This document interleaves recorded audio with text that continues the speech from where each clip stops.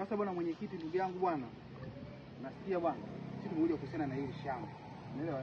Hili shamba wananchi hawajui chochote. Umeelewa? Masuala ya kwamba hili shamba kulifanya kwamba ndio sema la mazikio au kufanya sema kwa makaburi. Hichi kitu bwana ndugu yangu kama umepotea. Wewe ikiwa kama ni mwenyekiti utakuwa uidhinishe hili eneo hili tuliuze. Alafu tunajua sisi madalali. Yaani hili eneo ukisema tuliuze hata wiki moja. Yaani inawezekana hata leo mpaka kesho tushafanya tushaliuza. Wewe kwa nini unataka kufa maskini ndugu yangu? Au mwenyewe unasemaje dalali mwenzangu? Nashangaa kiongozi, wewe una mali umeikalia rafiki yangu.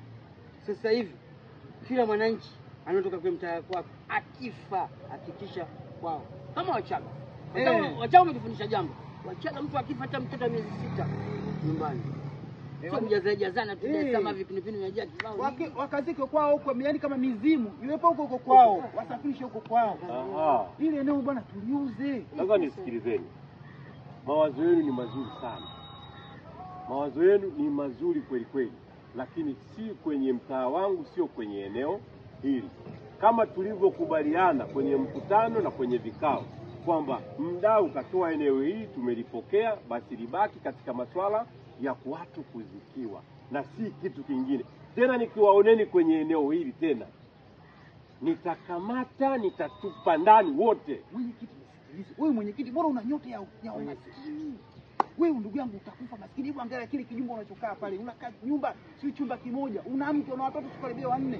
Wewe utakufa maskini wewe. Mimi nasemaje, huu swala la umaskini ni swala la muda tu. Mipango na michakato na kwenda kwenye viwango. Sasa na nielewa, sijui mimi nasimamia mali za mtaa, nasimamia na mwakilisha Mheshimiwa Rais kwenye kipande hiki cha mtaa kama rais. Siwezi kufanya ujinga mnaotaka kuufanya. Tena nikiwakuteni tena kwenye eneo mnazunguka na hakikisha nalala na nyie mbele. Kwa hiyo samahani, ina maana wewe wananchi ni wajali sana. Yaani sio kuwajali, ndio zamana na ndio kiapo changu. Kuliko pesa. Pesa hizi zije katika utaratibu, lakini sio katika mambo tuliyokubaliana haya. Kwamba watu tu wapate mahali. Dar es Salaam sehemu ya kusikia ni ngumu sana. Sio wote wana uwezo wa kusafirisha. Nikuuliza jambo. Wabunge wote wanaogombea, madiwani wote wanaogombea, ushawahi kuona akatoa sera yake akasema mchagueni mimi mbunge wa eneo fulani, mtanunua hekta 10 za mazishi? Nani mbunge aliyotamka hilo?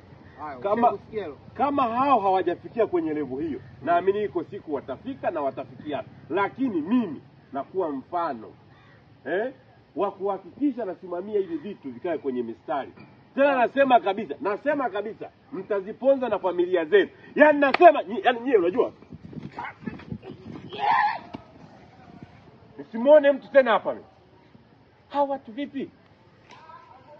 Wameweka njaa tu, wameweka pesa tu, wameweka pesa. Wala hawezi kufikiria kuna watu wengine wana mitihani, wana hali ngumu. Alafu nyie